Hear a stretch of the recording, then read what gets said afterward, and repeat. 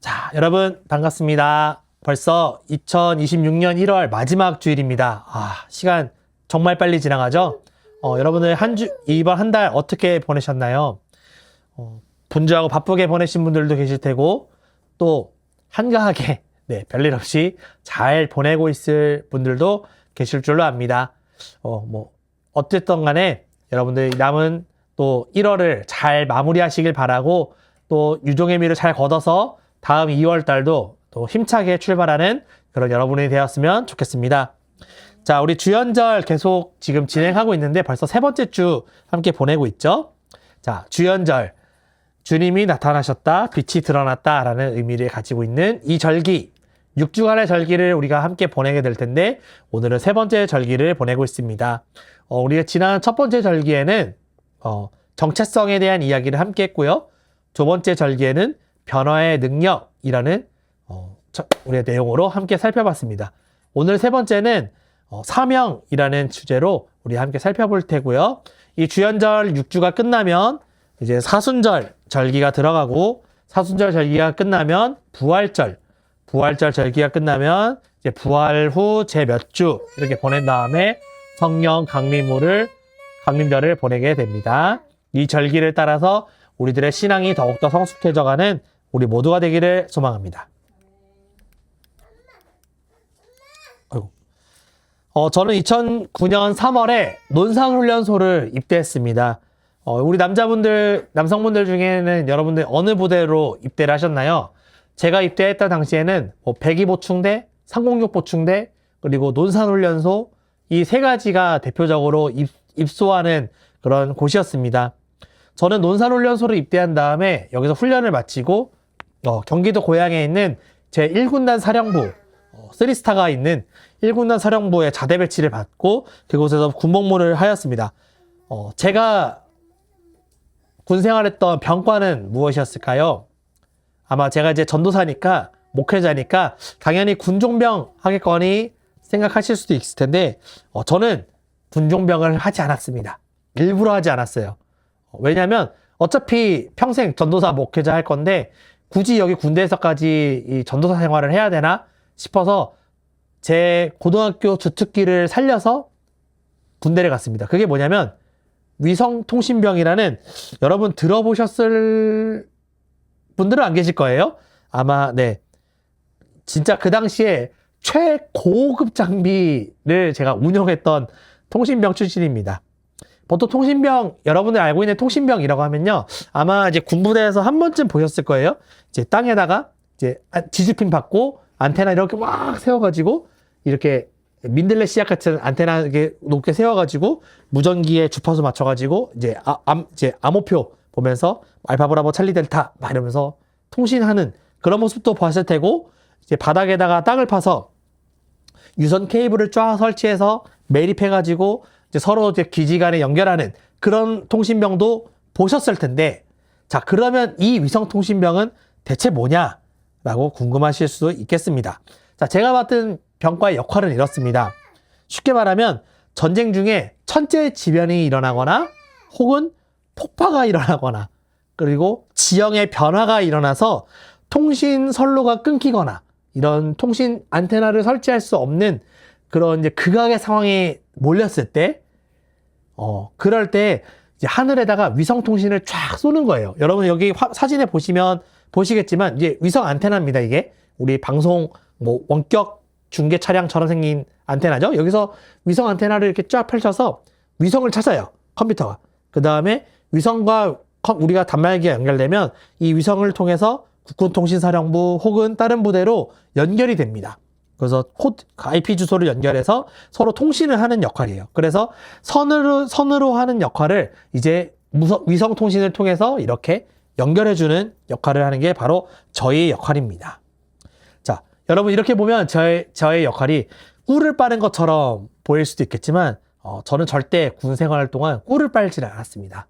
왜냐면 나중에 설명드릴 기회가 있을 것 같은데, 제 군 생활 1년 8개월, 1년 10개월 동안 대사건 2가지가 일어났거든요. 국가의 대사건. 나중에 한번 이야기해드릴 기회가 있을 텐데, 어쨌든 저는 꿀을 빨지 않았습니다.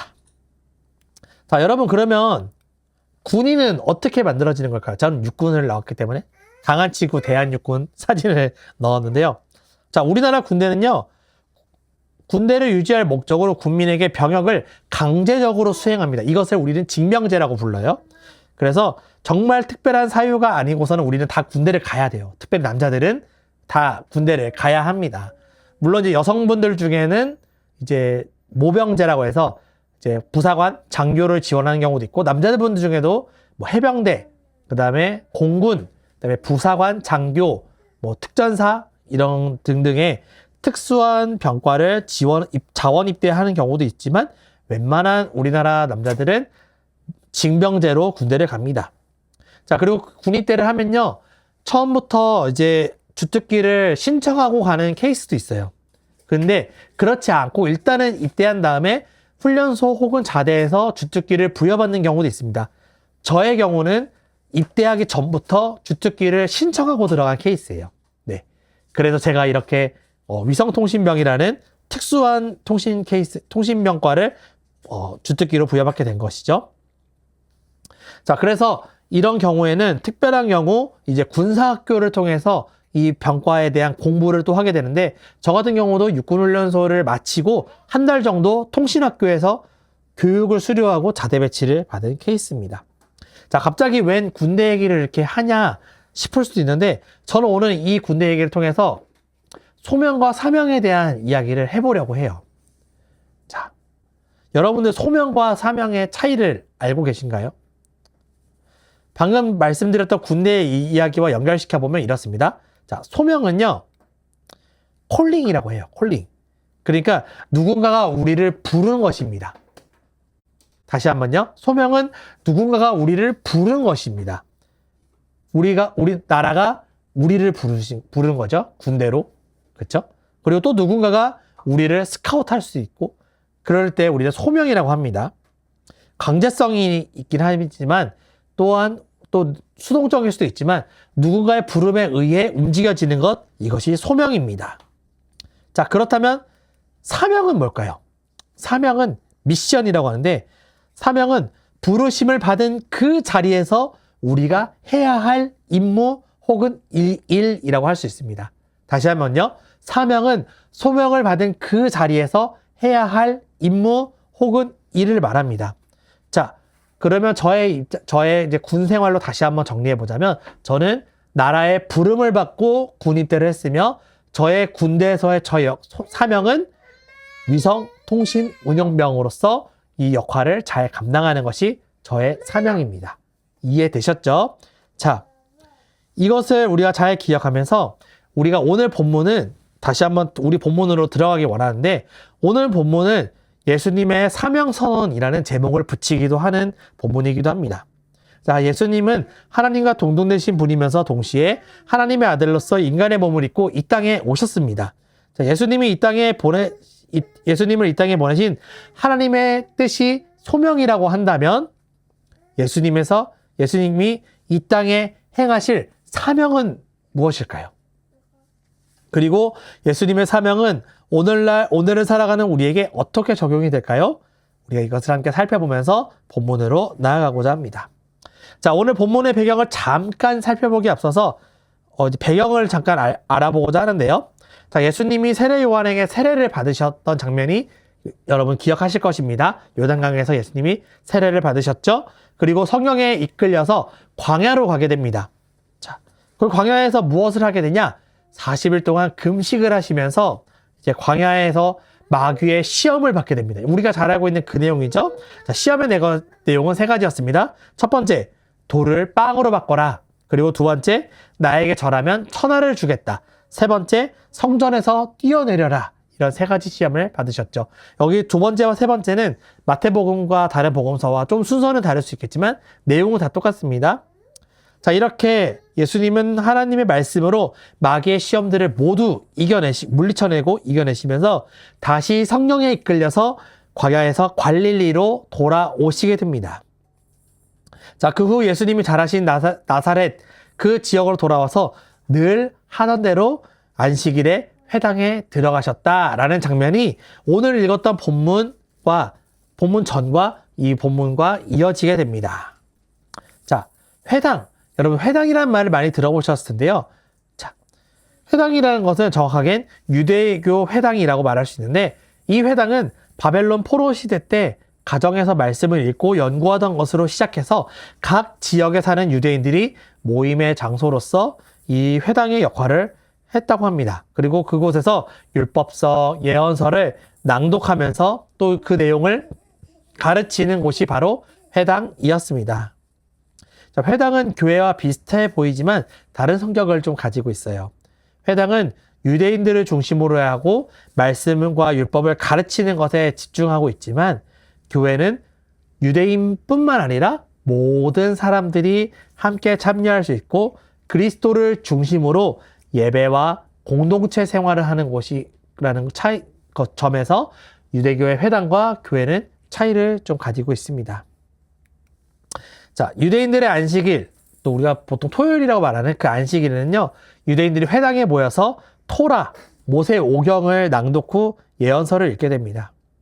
자, 예전에는 선지자, 제사장 혹은 왕이 그 말씀을 읽었다고 해요. 그런데 시간이 지나면서 이제 유대인들이 각 지역으로 흩어지게 되고 각 지역의 회당에서 이제 모이게 되니 그곳에 모인 사람들끼리 순번을 정해서 오늘은 너가, 오늘은 너가, 오늘은 너가 이렇게 말씀을 낭독했다고 합니다. 자, 오늘 본문을 보니까 예수님이 예언서, 이사야서를 읽기 위해서 일어나셨다고 하는데 아마도 회당 구성원들 순서에 따라 이제 이 나사렛 지방에 있는 이 회당에서 예수님의 차례가 된 것 같아요. 자, 그런데 오늘 본문을 좀 보면요, 특이한 점이 있는데 예수님이 이사야서를 읽는데 특정한 한 말씀을 찾으셨다라고 나옵니다. 오늘 말씀을 보니까 그래요. 자, 17절을 보니까 두루마리를 건네 받아서 그것을 펴서 이런 말씀이 있는 데를 찾으셨다라고 합니다. 자, 보통은 아마 생각에는 이 회당의 예수님의 순서에 따라 예를 들어서 예수님이 이사야 50장, 40장 이런 부분들을 이제 순서대로 읽으실 차례가 되는데 특정한 한 말씀을 찾으셨다는 거예요. 자, 어떤 말씀을 찾으셨을까요? 자, 오늘 본문의 말씀인데 18절, 19절 우리가 함께 읽어보도록 하겠습니다. 18절, 19절입니다. 시작! 주님의 영이 내게 내리셨다. 주님께서 내게 기름을 부으셔서 가난한 사람에게 기쁜 소식을 전하게 하셨다.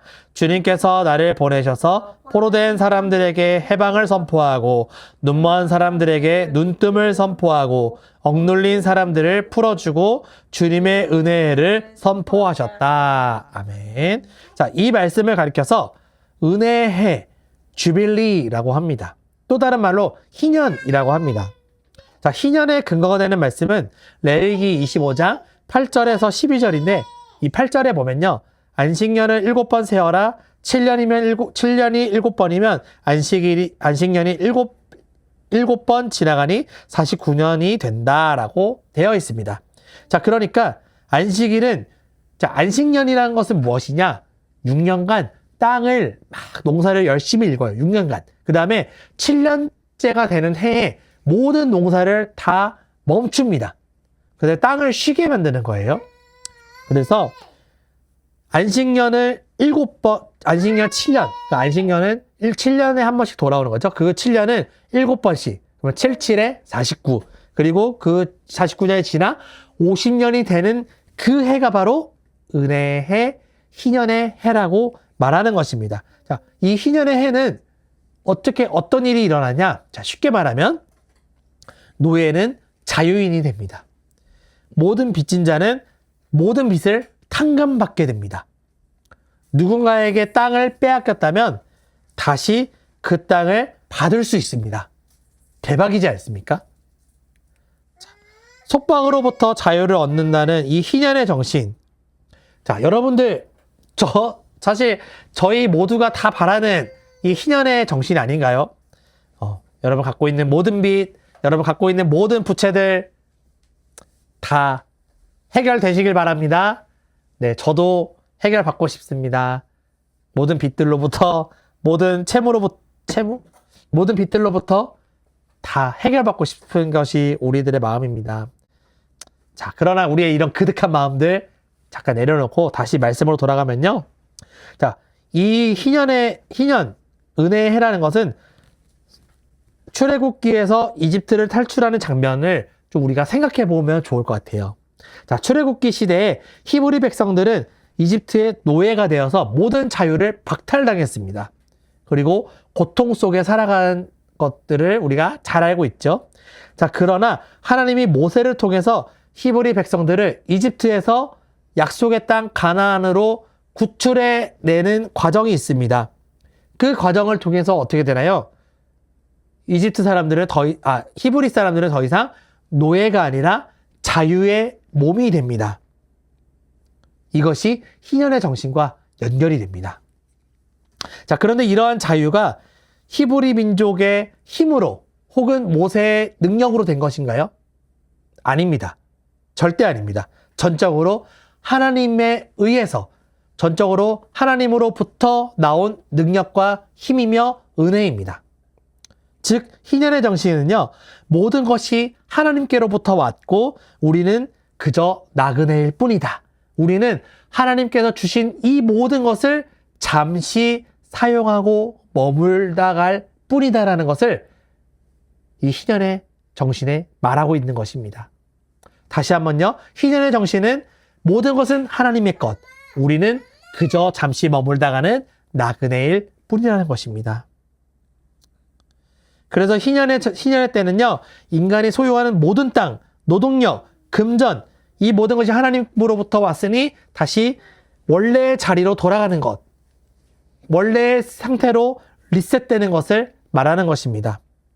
자, 그렇다면 예수님은 이 이사야의 수많은 글들 중에서 이 구절을 읽으신 이유는 무엇일까요? 왜 하필 이 구절만 똑 집어서 사람들 앞에 낭독하셨던 것일까요? 바로 자신이 은혜의 해를 선포할 메시아라는 것을 강조하기 위함이었습니다. 구약에서 약속하신 메시아의 시대가 지금부터 시작된다라는 사명 선언문과 같은 것입니다. 그러니까 예수님은 사람들 앞에서 내가 이제부터 이 희년을 선포할, 희년을 완성시킬 내가 바로 그 기름 부음 받은 메시아다라는 것을 선포하신 것이죠. 자, 앞전에 소명과 사명의 차이를 잠깐 언급했습니다만 예수님의 소명은 하나님의 뜻을 따라 세상을 구원하기 위해 이 땅에 부르심을 받은 것입니다. 자, 그렇다면 예수님의 사명은 무엇일까요? 가난한 자, 포로된 자, 눈먼 자, 억눌린 자들을 그들에게 자유를 선포하고 회복시키는 것. 약한 사람, 병든 사람, 가난한 사람들을 회복시키는 것이 바로 예수님의 사명입니다. 아멘이십니까? 아멘. 자, 복음서를 통해 알 수 있듯 예수님이 가장 관심을 가지고 가장 많이 만난 사람들은 은혜의 해, 희년이 필요한 사람들이었습니다. 그들은 물질적인 어려움을 갖고 있었지만 그보다 더 중요한 것은 삶의 회복을 꿈꿀 수 없는 무기력한 사람들이었다는 것입니다. 아무런 힘도, 아무런 미래도, 아무런 소망도 없는 그들에게 예수님이 다가가셨다는 것입니다. 못 걷는 사람의 손을 잡아 일으켜 주시고 귀신 들린 사람들의 찾아가 귀신을 쫓아내 주시고 앞을 보지 못하는 사람에게 앞을 볼 수 있게 해주셨습니다. 이것은 단 한 번 일어난 기적들이었지만 이 기적들로 인해 그들은 새로운 삶, 새로운 미래, 새로운 소망을 꿈꿀 수 있었습니다. 제가 희년의 정신을 제대로 느낀 한 사례가 있었습니다. 2015년 대학원 들어가서 서울 양천구에 있는 어느 교회에 제가 사역을 했을 때였습니다. 그 당시 저는 학교 부근에서 이제 처음 자취를 시작해서 이제 살게 되었는데 저는 부모님의 도움 없이 저 혼자만의 힘으로 자취를 시작했습니다. 물론 자취를 처음 시작할 때 그 보증금은 어느 목사님이 도와주셔서 정말 감사하게도 그 돈으로 시작하게 되었는데요. 어쨌든 저 혼자만의 힘으로 이 생활을 해나가야 하기 때문에 학업도 해야 되고 사역도 해야 되고 알바도 하면서 제 생활과 사역과 학업을 계속 이어나갔습니다. 학부 때만 그런 게 아니라 대학원 때도 계속 그렇게 해야 됐습니다. 자, 제가 사역했던 그곳에 이제 첫 주일을 이제 보내게 되었습니다. 이제 초등부였는데, 이제 초등부 선생님들, 부장님들 다 이제 인사드리면서 잘 부탁드립니다. 열심히 해보겠습니다. 이렇게 인사를 했는데, 어느 날 부장님이 저한테 이런 말씀을 하시는 거예요. 전도사님, 운전면허는 있으세요? 아, 근데 제가 운전면허가 그때 없었어요.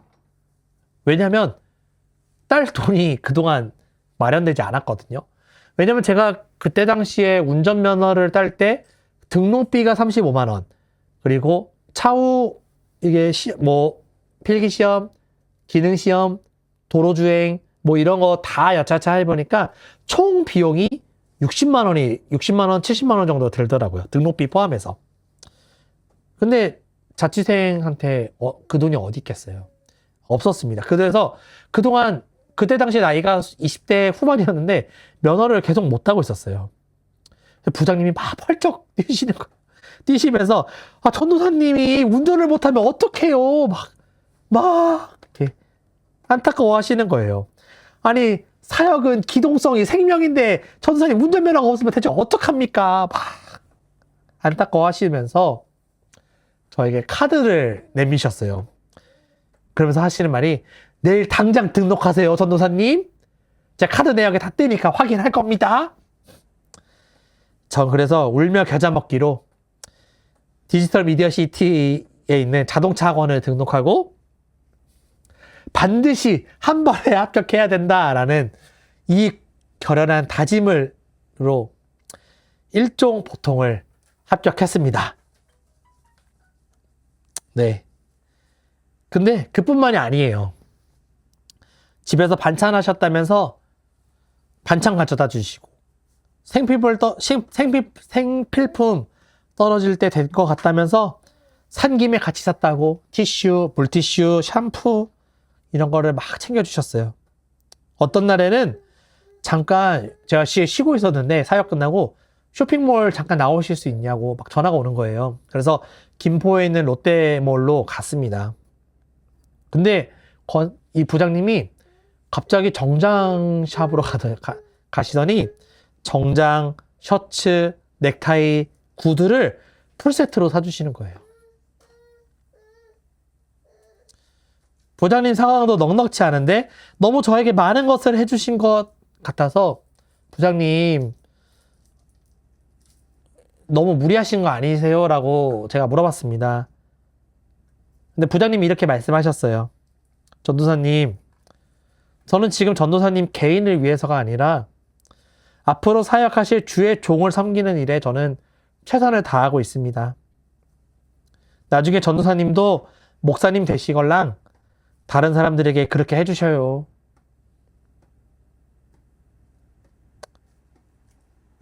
비록 물질적으로 저는 가난했었지만 부장님의 이 따뜻한 섬김으로 인해 저는 조금이나마 자유를 맛볼 수 있었습니다. 잠깐이나마 혹은 좀 이 사역하는 기간 동안 그 희년이라는 의미를 조금 맛볼 수 있었어요. 적어도 이 사역하는 기간 동안은 물질적으로 외롭지 않았고 힘들지 않았기 때문이죠. 물론 부장님뿐만 아니라 우리 선생님들 또 성도님들이 정말 많이 도와주셨기 때문에 사역자들은 그런 교회의 섬김을 통해서 희년을 느낄 수 있는 것 같아요. 사랑하는 성도 여러분, 이런 부장님이 보여주신 이 삶이 예수님이 말씀하신 희년의 정신이 아닐까 싶습니다. 우리도 이러한 마음을 소유하길 원합니다. 내가 누군가를 완벽하게 도울 수 없고 완벽하게 그 문제를 해결해 줄 수는 없습니다. 그래서 우리가 이렇게 생각할 수도 있죠. 내가 한다고 뭐 달라져? 내가 도와준다고 이 사람이 뭐 나아지나? 라고 말이죠. 그러나 물질이 아니더라도 예수 그리스도의 마음으로 누군가를 사랑하고 소중하게 생각하는 그 마음이 전해진다면 그 마음이 누군가에게는 은혜의 해가 되어서 모든 것을 포기하려는 누군가의 마음을 돌이키고 주저앉아버린 누군가의 발을 힘을 주어 일으킬 수 있을 거라 저는 믿습니다. 그것이 나의 힘이 아니라 나의 능력이 아니라 나의 가진 재능과 물질이 아니라 오직 예수 그리스도의 마음과 하나님의 능력으로 인하여 되는 것임을 고백합니다. 그리고 이 고백이 우리 나아가는 교회와 우리 모두의 고백이 되기를 간절히 원합니다. 이제 여러분들에게 실천 사례를 하나 제시해드리면서 말씀을 맺고자 합니다. 여러분, 저는 청소 노동자입니다. 병원, 사무실, 학원 등을 다니면서 사람이 없는 시간에 들어가 청소를 합니다. 그러니까 밤에 주로 청소를 하죠. 밤에 차를 몰고 이제 이렇게 청소 현장으로 왔다 갔다 하는데 그 현장을 다니면서 제가 보는 한 부류의 사람이 있습니다. 누구냐면 폐지 줍는 어르신들입니다. 이 폐지 줍는 어르신들을 보면 정말 아슬아슬할 때가 있어요. 아무래도 리어카를 유모차를 해서 소소하게 박스를 주시는 분들도 있지만 대부분은 리어카를 끄시는데 아무래도 리어카에 막 폐지가 이만큼 막 쌓이다 보니까 인도로 갈 수 없어서 찻길로 다니시더라고요. 그나마 낮에는 좀 식별이 됩니다. 그래서 알아서 차들이 좀 피해갈 수는 있어요. 그런데 문제는 밤이에요. 여러분, 이 사진 보이시나요? 제가 찍은 건 아니지만 이렇더라고요. 물론 자동차 불빛이 이렇게 비치면 어느 정도 인식은 할 수 있겠지만 위험합니다. 그리고 이런 어르신들이 일반 길가가 아니라 찻길, 차가 생생 다니는 그 길을 다니실 때마다 너무 불안해요. 그리고 이렇게 미쳐버리는 강추위에 우리 따뜻하게 입고 다녀도 너무 추운데 이 어르신들 보니까 좀 너무 추워 보이시더라고요.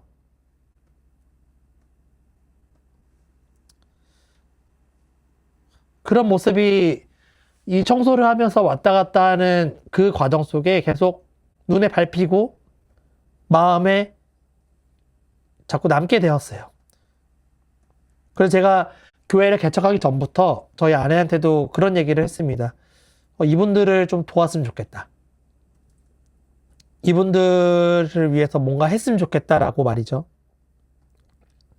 그렇다고 제가 일하는 현장에 막 나오는 폐지를 가져다가 그분들한테 줄 수도 없어요. 왜냐하면 제가 버려야 될 그 장소에 장소에 폐지를 버리는 그 자리에는 또 누군가 그 폐지를 주워서 생계를 꾸려가시는 분들이 있기 때문에 네, 그렇게 할 수가 없어요. 그래서 제가 이분들을 위해서 무엇을 할 수 있을까? 물질적으로 도와드릴 수 있다면 너무 좋겠죠. 매달 그분들한테 생활비라도 막 50만 원, 100만 원씩 드릴 수 있다면 얼마나 좋을까요?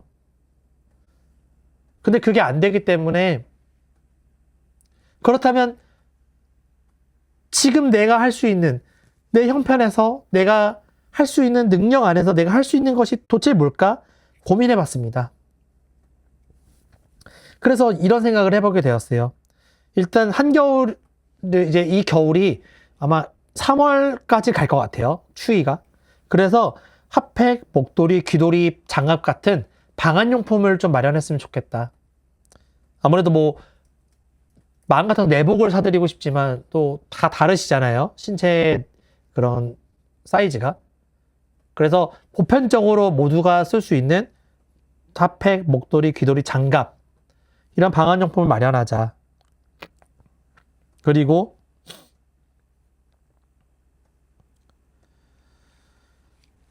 또 이분들이 밤에 리어카를 끌고 가시는데 진짜 안 보일 때가 있어요. 운전하신 분들은 공감하시겠지만 이분들이 보통 갓길 차선으로 이렇게 다니시는데 뭐 예를 들어서 갓길 옆 차선으로 이렇게 달리면 이 불빛이 가끔 이게 사각지대가 생겨서 안 보일 때가 있더라고요.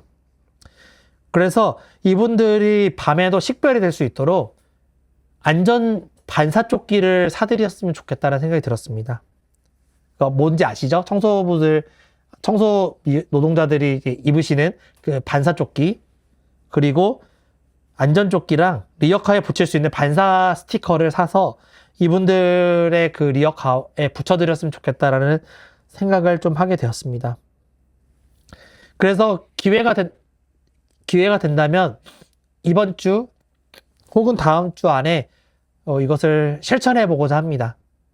왜냐면 지금 저희가 이제 곧 좀 큰 일을 좀 앞두고 있어서 바쁜 상황에 있어가지고 저희가 할 수 있을지 빠르게 할 수는 없겠지만 해보려고 합니다. 네. 그리고 그 밖에 저는 좀 더 큰 규모의 활동들도 좀 계획하고 있어요. 네. 이런 사역들을 위해서 제가 누군가에게 희년이 되어줄 수 있는 우리 교회, 우리 삶이 되기 위해서 무엇을 할 수 있을까? 또 많은 활동들 계획하고 있습니다. 당장 실현 가능한 목표들을 또 있고 또 조금 더 추상적인 목표들도 있지만 어쨌든 이렇게 우리가 할 수 있는 작은 것부터 실천해 나가는 그런 희년의 공동체가 되고자 합니다.